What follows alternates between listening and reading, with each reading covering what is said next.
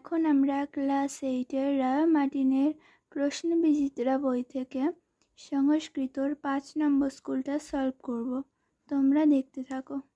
প্রথমেই বলেছে 1 বাংলা ভাষায় অনুবাদ করো। 1-1 উদ্যমেন হি সিদ্ধন্তি কার্যানি ন মনোরথৌ। এটাকে বাংলায় অনুবাদ করলে হবে কেবলমাত্র ইচ্ছার দ্বারাই কাজ সিদ্ধি হয় না। কেবলমাত্র ইচ্ছার দ্বারাই কাজ সিদ্ধি হয় না, কর্মের দ্বারা তা সফলও হয় না। আরেকবার বলছি, লিখে নাও। কেবলমাত্র ইচ্ছার দ্বারা কাজ সিদ্ধি হয় না ও কর্মের দ্বারাও তা সফল হয় না। তারপরে বলেছে ন হি সুপ্তস্য সিংহস্য প্রতিসন্তি মুখে মৃগা। এটাকে বাংলায় অনুবাদ করলে হবে ঘুমন্ত সিংহের মুখে, লিখে নেবে কিন্তু তোমরা, ঘুমন্ত সিংহের মুখে হরিণ আপনা আপনি প্রবেশ, ঘুমন্ত সিংহের মুখে হরিণ আপনা আপনি প্রবেশ করে না, তার জন্য সিংহকে শিকার করতে হয়। আরেকবার বলছি, ঘুমন্ত সিংহের মুখে হরিণ আপনা আপনি প্রবেশ করে না, তার জন্য সিংহকে শিকার করতে হয়।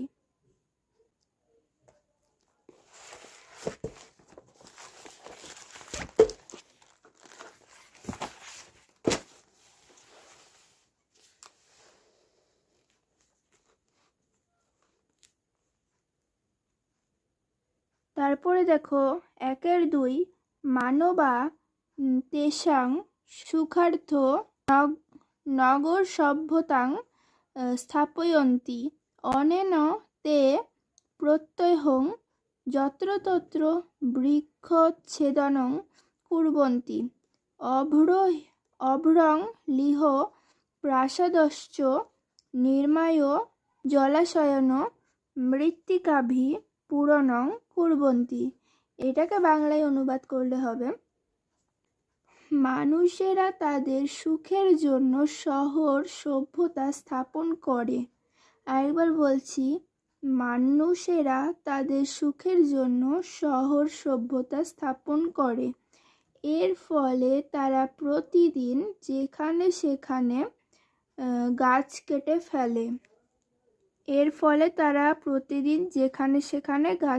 ফেলে। যত্রতত্র মানে যেখানে সেখানে।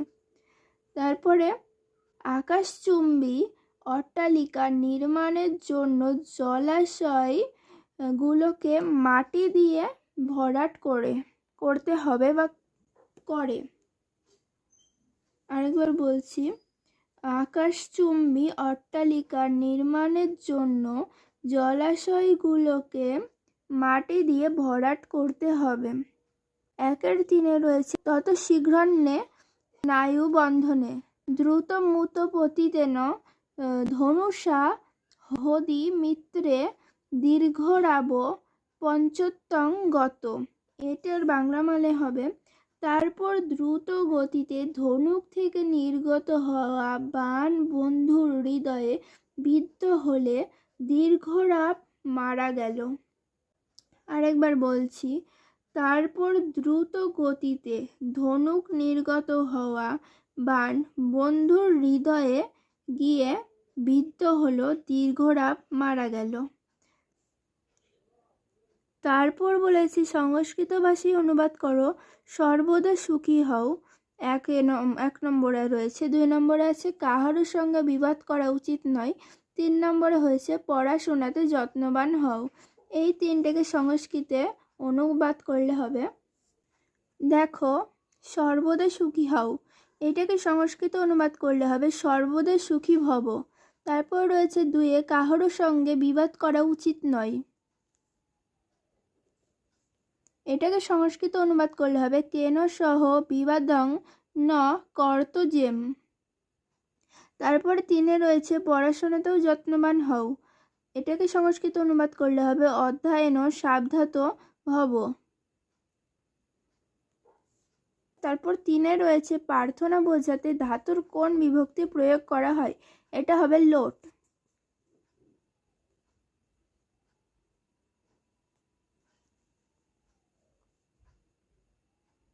তারপরে রয়েছে সূত্রযোগে কারক বিভক্তি নির্ণয় করো। কৃষ্ণা বিপদ মাং ত্রায়স্য। তারপর রয়েছে 2-এ দাতা শতং জীবতু। তারপর 3-এ রয়েছে শ্রদ্ধুয়া দেয়ম। 4-এ রয়েছে ক্রোশঙ্গিরি। 5-এ রয়েছে চন্দ্র দিশয়তে। 6-এ রয়েছে মৎস্যং রসগোল্লকং রোচতে। 7-এ রয়েছে বনম উপবসতি। এই কটাকে কারক বিভক্তিতে নির্ণয় করলে হবে। দেখো, কৃষ্ণা বিপদ মাং ত্রয়স্য, এটাকে কারক বিভক্তিতে করলে হবে সম্বোধন পদ প্রথমা বিভক্তি কর্তৃকারক, কর্তৃকারকে প্রথমা ও সম্বোধন পদেও প্রথমা। আরেকবার বলছি, সম্বোধন পদ প্রথমা বিভক্তি কর্তৃকারক, কর্তৃকারকে প্রথমা ও সম্বোধন পদেও প্রথমা। তারপর রয়েছে দাতা সত্যং জীবতু, এটাকে কারক বিভক্তিতে নির্ণয় করলে হবে কর্তৃকারক প্রথমা বিভক্তি স্বতন্ত্র কর্তা, কর্তৃকারকে প্রথমা বিভক্তি স্বতন্ত্র কর্তা। তারপর রয়েছে শ্রদ্ধুয়া দেয়ম, এটাকে কারক বিভক্তিতে নির্ণয় করলে হবে করণ কারকে তৃতীয়া বিভক্তি সহযুক্তে অপ্রধানে। আরেকবার বলছি, করণ কারকে তৃতীয় বিভক্তি সহযুক্তে অপ্রধানে। তারপর রয়েছে কোশঙ্গিরি, এটাকে কারক বিভক্তিতে নির্ণয় করলে হবে কর্মকারকে দ্বিতীয় বিভক্তি কালাদ্ধা নোরন্ত সহযোগে। চন্দ্রং দৃশ্যয়েতে, এটাকে কারক বিভক্তিতে নির্ণয় করলে হবে কর্তৃকারকে প্রথমা বিভক্তি কর্তৃ কর্মণকৃতি। তারপর রয়েছে মৎস্যং রসগোলকং রোচতে, এটাকে কারক বিভক্তিতে নির্ণয় করলে হবে সম্প্রদান কারক চতুর্থী বিভক্তি স্পৃশয়া স্পৃত।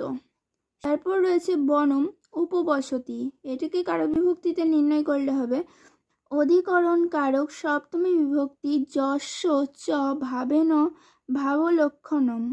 আর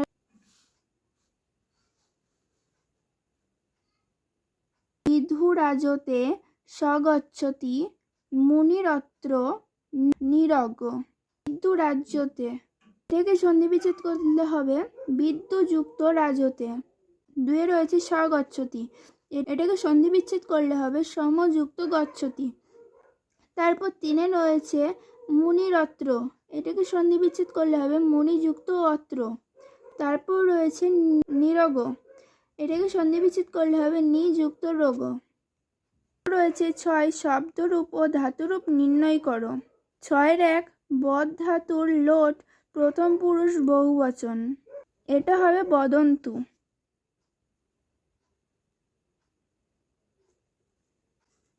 তারপরে রয়েছে দৃশ ধাতুর বিধিলিঙ্গ প্রথম পুরুষ বহুবচন, এটা হবে পশ্যেয়ু।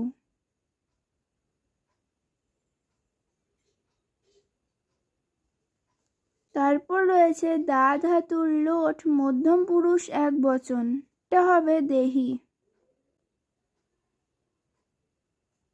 তারপরে রয়েছে গম ধাতুর লং প্রথম পুরুষ বহুবচন, এটা হবে অগচ্ছন।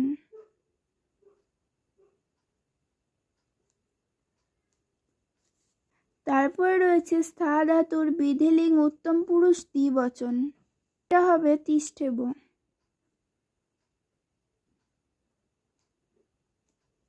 তারপর রয়েছে দৃশ ধাতুর লং প্রথম পুরুষ দ্বিবচন, এটা হবে অপশ্যতম।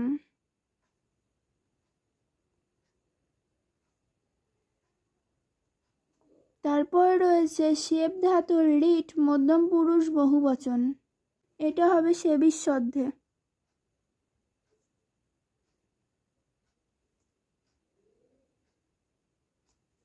তারপর রয়েছে মুনি শব্দের পঞ্চমীর বহুবচন, হবে মুনিভ।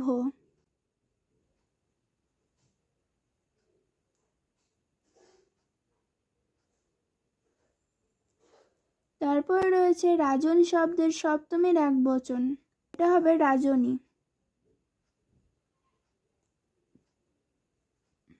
তারপর রয়েছে তদ স্ত্রী শব্দের চতুর্থীর একবচন, এটা হবে তস্যই। তারপর রয়েছে সাধু শব্দের ষষ্ঠীর বহুবচন, এটা হবে সাধু নাম।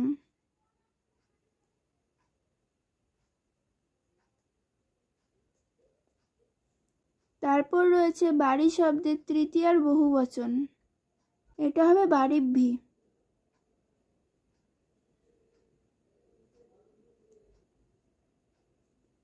তারপরে রয়েছে সাথে অনুচ্ছেদ রচনা লেখো। একে রয়েছে বসন্তকালো এবং দুয়ে রয়েছে রবীন্দ্রনাথ ঠাকুর। এই দুটো দিয়ে অনুচ্ছেদ রচনা করতে বলেছে।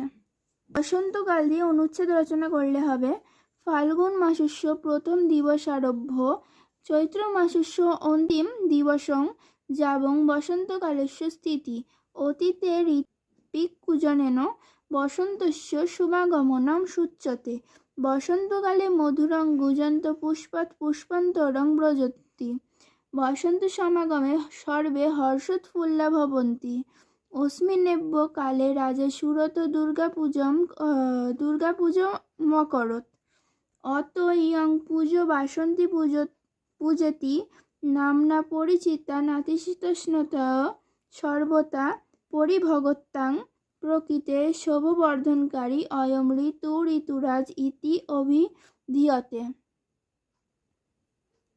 তারপর দুয়ে রয়েছে রবীন্দ্রনাথ ঠাকুর, এটা দিয়ে অনুচ্ছেদ রচনা করলে হবে দেখো রবীন্দ্রনাথ ঠাকুর রবীন্দ্রনাথ বিশ্বকবি অভবৎ স কলিকাতায়াম 1268 বঙ্গাব্দস্য বৈশাখ মাসি অজয়ত তস্য পিতা মহর্ষি দেবেন্দ্রনাথ রবীন্দ্রনাথ পিতু কনিষ্ঠ পুত্র ছাত্রজীবনে রবীন্দ্রনাথ অতীব চঞ্চল আসিত স গৃহশিক্ষান নিকষা গৃহে বিবিধান বিষয়ান পঠতি স্ম গীতাঞ্জলি ইতি কাব্যং রচয়িতা স নোবেল ইত্যাখ্যাম পরিষতিকম লভ্যতে স্ম।